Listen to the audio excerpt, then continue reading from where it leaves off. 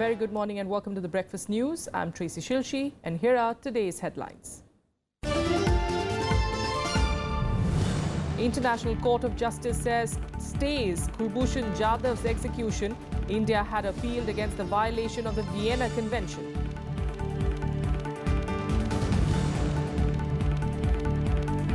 Allahabad High Court says triple talaq is unsustainable and violative of fundamental rights. The Prime Minister appeals to the community to not allow politicization of the issue.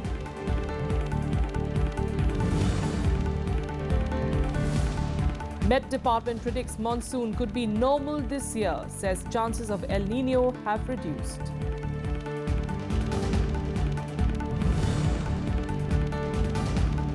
US President Donald Trump abruptly fires FBI Director James Comey, who was leading a probe into Trump campaign's alleged collusion with Russia to rig the presidential poll results.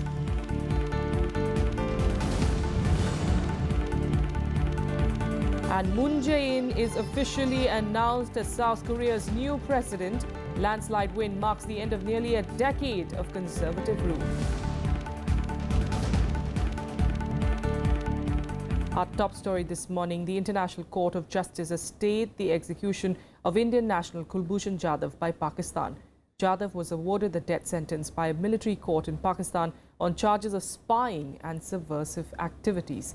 India had appealed to the ICJ, stating that Pakistan had violated the Vienna Convention by not allowing consular access to him. India also said that it was informed of his arrest much later and that Jadhav was kidnapped from Iran, where he was doing business after retiring from the Navy.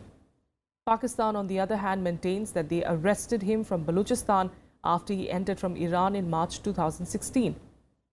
External Affairs Minister Sushma Swaraj has said that she spoke to Jadhav's mother and informed her about the International Court of Justice's order. Senior advocate Harish Salve is representing India before the ICJ in this case. We look forward to more reactions, not just from India, but from Pakistan as well on this story through the day today.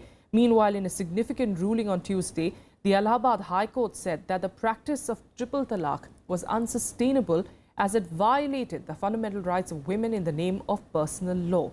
The court said that Muslim marriages were contracts that could not be unilaterally cancelled by husbands without, in fact, the consent of the partner. The court also said that basic rights and the human right of an individual cannot be exploited based on an individual's gender. In December last year, the Allahabad High Court had termed this Islamic practice of divorcing unconstitutional. A 5-judge constitution bench of the Supreme Court will examine the legality of the practices like triple talaq, polygamy and nikah halala on the 11th of May. The centre has said that such practices do not form a part of essential religious practices in Islam and that they violate fundamental rights of women guaranteed by the Constitution. The Muslim Personal Law Board said that these matters of legislative policy and the judiciary cannot interfere with them. Court ने कहा स्पष्ट कर दिया है कि कोई भी कानून या कोई भी पर्सनल लॉ चाहे व्यक्तिगत हो या चाहे सार्वजनिक रूप से हो वो संविधान से बड़ा नहीं हो सकता। संविधान के दायरे में ही पर्सनल लॉ लागू होगा और जो भी पर्सनल लॉ के जो भी कानून संविधान का उल्लंघन कर रहे होंगे अनुच्छेद का मूल अधिकारों का वो सब प्रभावी नहीं हो सकते, उनको लागू नहीं कराया जा सकता। Gender justice, equality for women and protection of their rights should be the first yardstick. And of course, constitution and law is above each one of us. Every personal law, norms or notion has to be tested on the touchstone of constitutionality. Supreme Court is now hearing the matter. We 100% believe, and some of my colleagues of the Congress party are actually representing those Muslim women. We believe that full justice would be done.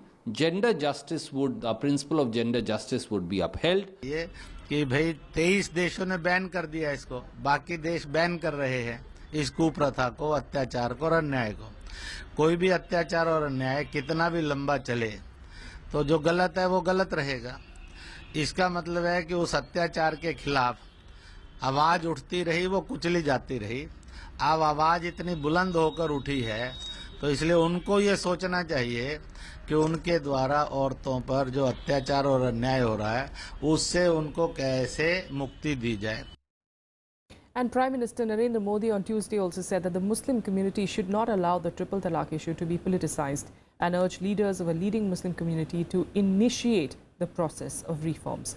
In a meeting with the leaders of the Jamaat Ulema-e-Hind, the Prime Minister reiterated his views that intellectuals from the community should come forward to fight the practice. Saying that India's speciality is its unity in diversity, he said that the government does not have any right to discriminate among citizens. The remarks came after CPIM leader Sitaram Yechuri said that the Prime Minister's campaign against triple talaq is a communal one. In an unprecedented order, the Supreme Court on Tuesday held sitting Calcutta High Court Judge Justice C.S. Karnan guilty of contempt of court.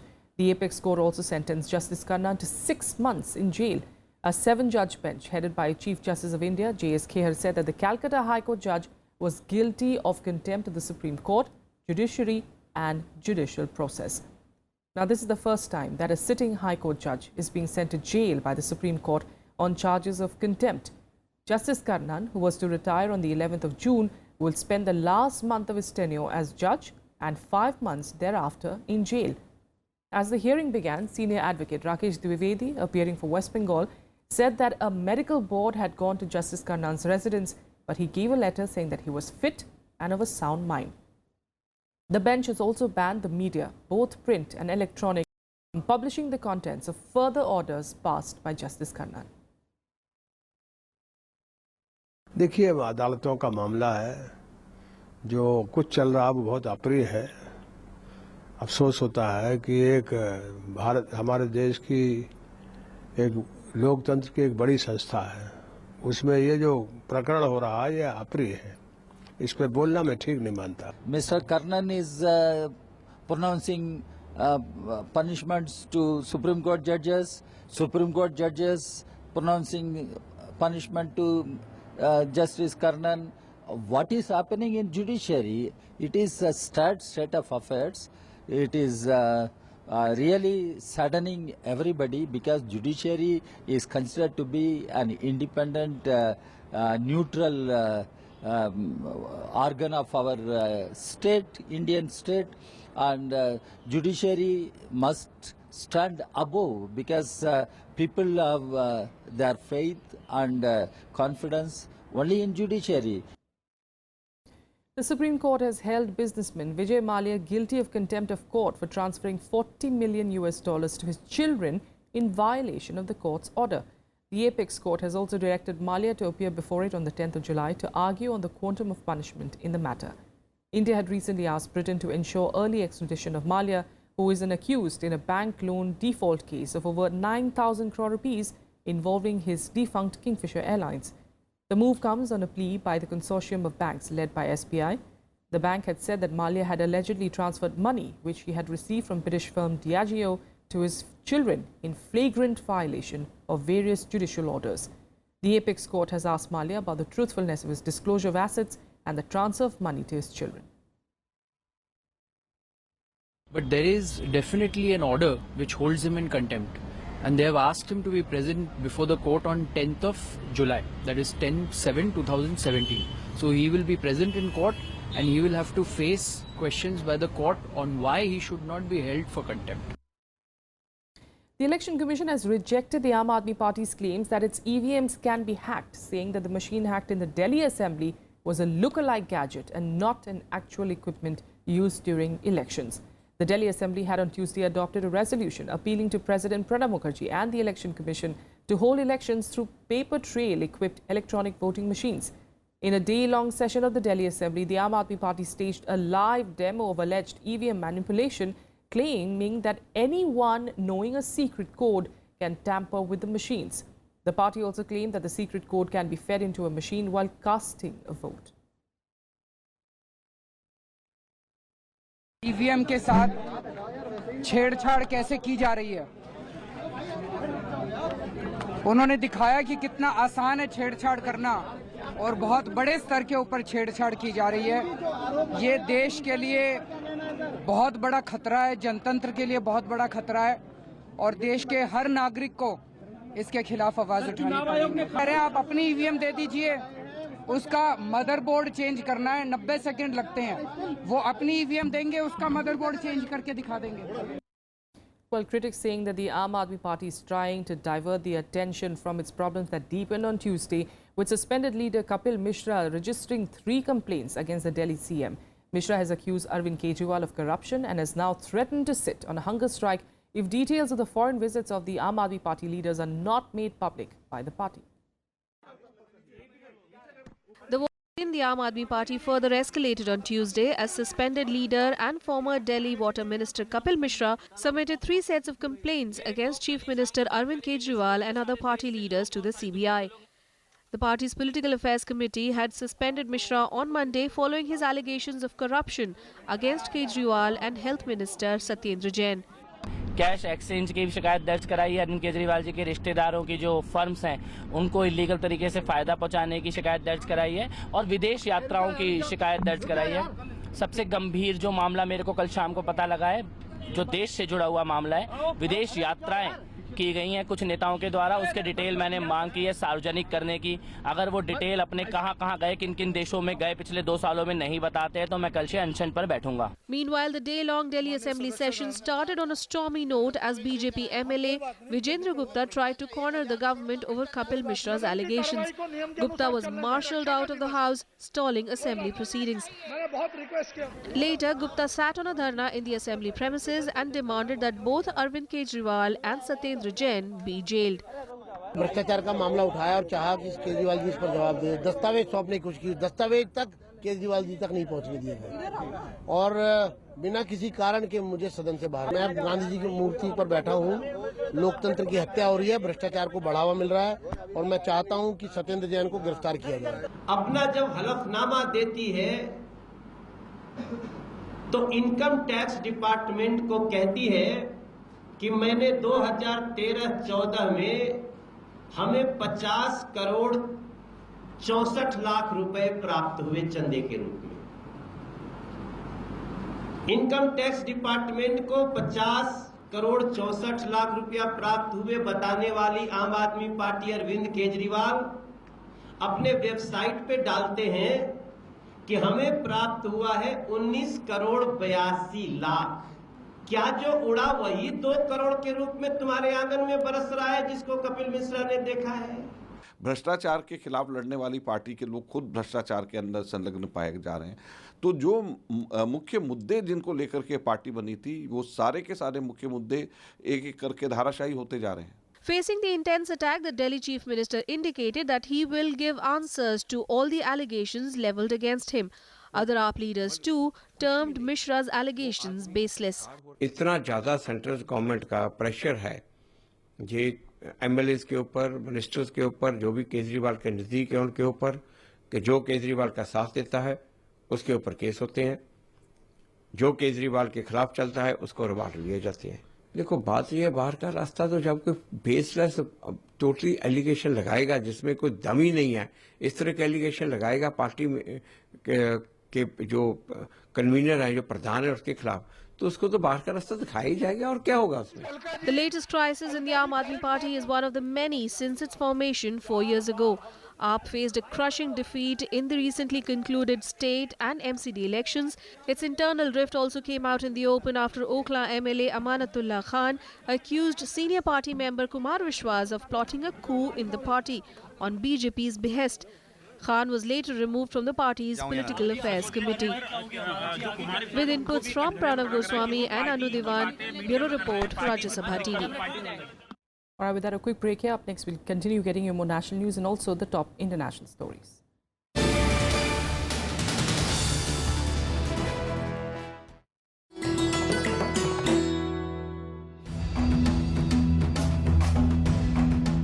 Unakoti, the famous Shaiva pilgrimage spot in Tripura, dates back to the 8th and 9th century. The name means one less than a crore. It owes its origin to an interesting legend that says Lord Shiva, who was on his way to Kashi, stopped here for a night halt along with gods and goddesses. Together, their number totaled 1 crore. At sunrise the next day, Lord Shiva was incensed to find all the gods and goddesses still asleep, cursing them to become stone images, he left alone for Kashi. Unakoti, apart from its rock-cut carvings, has an imposing Shiva head called the Unakotishwara Kal Bhairav. Other eye-catching works include 3 enormous images of Nandi bull that are half buried in the ground and a gigantic Ganesh. To this day, the logistics of these huge carvings remain a mystery.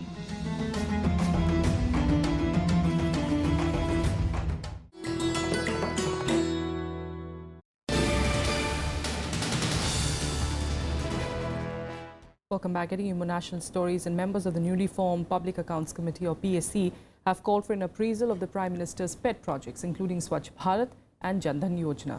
The Controller and Auditor General or CAG may audit these government schemes. In the first meeting of the PSC, headed by its new chairman, Congress leader Mallikarjun Kharge, members also raised the issue of tax evasion by companies by misusing trusts. Members of the panel, who are MPs from various political parties, demanded that CAG do a performance appraisal or audit of schemes such as Swachh Bharat, Skill India, Jan Dhan Yojana, Mudra, Smart City and Amrit, stating, in fact, that CAG should be answerable and accountable to the PSC. Dubey said that the panel should take the demand forward with the government. Russian Deputy Prime Minister Dmitry Rogozin will be in the national capital today to review the status of bilateral ties, including cooperation in key areas of trade and defense. He will attend a meeting of the India-Russia Intergovernmental Commission on Trade, Economic and Cultural Cooperation, a key forum to address major issues concerning bilateral ties. Cooperation in strategic areas, including civil nuclear energy sector, may also figure in the talks. External Affairs Minister Sushma Swaraj will lead the Indian delegation at the meet. Both Swaraj and Rogozin are also expected to prepare a ground for annual summit between Prime Minister Narendra Modi and Russian President Vladimir Putin, scheduled for this year. Now, anticipating a recovery from the disruptions caused by demonetization, the International Monetary Fund has pegged India's economic growth at 7.2% in the 2017-18 fiscal year. Now, the IMF, however, cautioned that improvement of agricultural productivity remains a key challenge for India. Here's a report. The International Monetary Fund has predicted a growth rate of 7.7% for India in the financial year 2018-19 in its Regional Economic Outlook report. The IMF expects the hurdles faced by the economy due to shortage of cash after demonetization to ease in 2017. A favourable monsoon is also expected to improve the growth rate. Demonetization should help industrial sector in the next year, in the current year, 17-18 and 18-19, largely because it should help, the banking sector to, recover much faster than which would have otherwise taken more than 3 to 4 years to recover. So even if the banks recover next year, I think that is good news for industrial sector. Continued fiscal consolidation and a monetary policy to reduce inflation will contribute to the economic stability of India. However, the IMF says that the major challenge before the Indian economy will be to improve agricultural productivity. Farmers require more flexibility in distributing and marketing their crops to improve competitiveness and efficiency. The IMF has also advocated that input subsidies to farmers should be administered through direct cash transfers. Definitely be creating the problem for the farmers because 65% of the people will be deeply impacted because the prices of the agricultural produce globally are going down and the cost of cost inputs as per our farming is concerned is very high. The International Monetary Fund has raised its growth forecast for the Asia-Pacific region to 5.5% in 2017. It, however, warned that the near-term outlook for the region is clouded with significant uncertainty.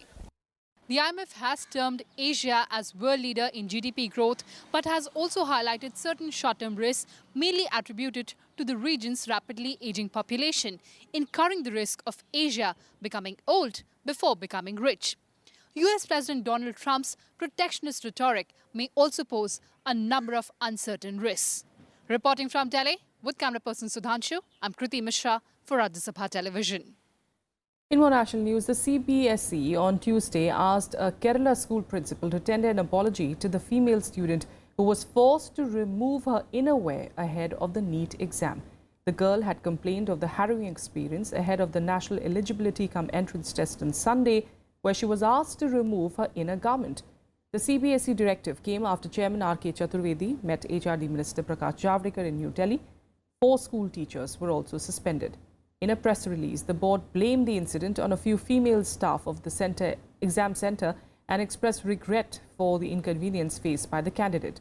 But the board maintained that the protocol of frisking was a necessity following the cheating scandal of All India Pre-Medical and Dental Tests, or the AIPMT, of 2015. The alleged incident was widely condemned by student organizations and political leaders. At least 15 people have been killed in a squall that hit Bihar on Tuesday. Bihar witnessed a drop in temperatures after rainfall across the state. 2 persons died in Lakhisarai, Aurangabad, Madhubani and Begusarai districts each, while it claimed 1 life each in Patna, Nalanda, Purnia, Darbhanga, Sapol, Araria and Munger districts. Rain and storm also destroyed standing crops, damaged houses and uprooted trees in at least 11 districts. An ex gratia of 4 lakh rupees to the next of the kin of the deceased has been announced by the Bihar government. Thunderstorm and squall also hit Shimla and surrounding areas in Himachal Pradesh. And this came on a day when monsoon was likely to be normal this year, is what the Indian Meteorological Department predicted on Tuesday. It said that the monsoon could bring 100% rainfall instead of 96% that was predicted earlier. The prospects of the monsoon have brightened because of the reduction in the likelihood of El Nino. El Nino is a phenomenon associated with warming of Pacific waters. And here are more updates from across the country and nationwide. The Gujarat Assembly has passed the state GST bill in a special one-day session. With this, Gujarat joined the likes of Goa, Madhya Pradesh, Uttarakhand and Bihar, among others, in passing the state GST bill. In March, Parliament had passed 4 legislations related to GST for a nationwide rollout on the 1st of July, after which state assemblies were required to pass the state GST bill.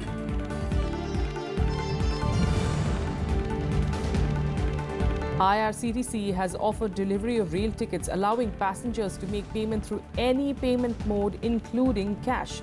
IRCTC, through its website and mobile app, has now introduced Pay on Delivery as one of the payment options for its customers.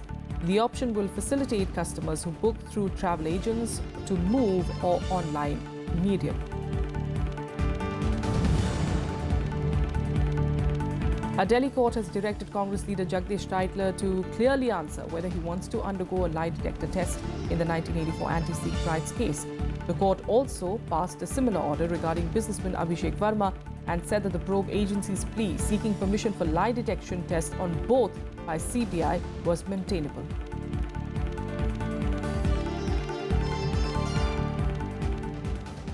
Our international news now, and let's start with South Korea, where Liberal politician Moon Jae-in was officially announced as the country's new president on Wednesday. This marks the end of nearly a decade of conservative rule. Final results showed Moon winning 41.08% of votes, while centrist candidate Ahn Cheol-soo managed just 21.41%. Moon's victory will end months of political turmoil that led to Parliament's impeachment of conservative former President Park Geun-hye over an extensive corruption scandal.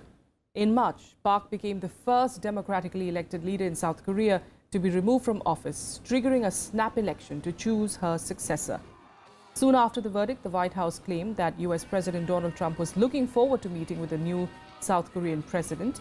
The US has been cautious about comments on Moon Jae-in since he has a moderate approach towards North Korea. 내일부터 저는 국민 모두의 대통령이 되겠습니다. 저를 지지하지 않았던 분들도 섬기는 통합 대통령이 되겠습니다. US President Donald Trump on Tuesday abruptly fired FBI Director James Comey in the fallout over Comey's probe of Democratic presidential nominee Hillary Clinton's emails last year. Trump claimed that Comey was no longer able to effectively lead the agency. Here are more details. Embroiled in a controversy surrounding his probe into whether Hillary Clinton's use of a private email server during her tenure as U.S. Secretary of State compromised national security, James Comey was on Tuesday fired as the chief of the FBI. He had said in July 2016 that the case should be closed without prosecution, but then declared 11 days before the November 8th election that he had reopened the investigation because of a discovery of a new trove of Clinton-related emails. It was a decision Democrats believe cost Clinton's victory. But during a congressional hearing last week, Comey denied the implications. Why didn't you just do the investigation as you would normally, with no public announcement? Look, this was terrible. It makes me mildly nauseous to think that we might have had some impact on the election. But honestly, it wouldn't change the decision. While Comey's actions have been questionable, President Trump's abrupt decision too has come under the scanner, since Comey was leading a criminal investigation into whether Trump's advisors colluded with the Russian government to steer the outcome of the 2016 presidential election. In a letter to Comey, President Trump wrote, "While I greatly appreciate you informing me on 3 separate occasions that I am not under investigation, I nevertheless concur with the judgment of the Department of Justice that you are not able to effectively lead the Bureau. It is essential that we find new leadership for the FBI that restores public trust and confidence in its vital law enforcement mission." But Democrats are calling the move Nixonian, comparing it to President Nixon's infamous decision to purge the Justice Department during the Watergate investigation. Trump's move immediately ignited Democratic calls for an independent prosecutor to lead the Russia probe. This is part of a deeply troubling pattern from the Trump administration. They fired Sally Yates. They fired Preet Bharara. And now they fired Director Comey, the very man leading the investigation. This does not seem to be a coincidence. The White House said that the search for a new FBI director was to begin immediately. Bureau Report, Rajya Sabha TV. More updates from the US and other international stories coming up now in World Wrap. United States President Donald Trump has delayed the decision on withdrawing from the Paris Climate Accord amid disagreements about the nature of the pact. US awaits for G7 countries to make a decision first before signing the accord. Trump had earlier vowed during his presidential campaign to cancel US participation in the accord.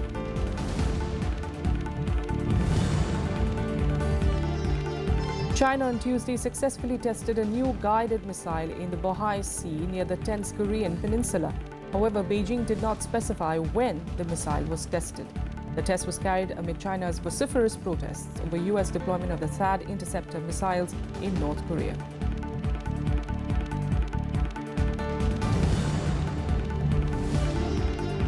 Eleven children were among the 14 killed in an explosion at a house storing fireworks in central Mexico's Puebla state. Several others were injured during the blast, which took place in the town during preparations for a local festival. 9 people were killed on the spot and 5 more died after being taken to nearby hospitals. Pakistan on Tuesday summoned Iranian ambassador to express concern of the Iran army chief Mohammad Bagheri's remarks. He had said that Iran will hit safe havens of terrorists in Pakistan until Islamabad takes steps to stop militants from carrying out cross-border attacks.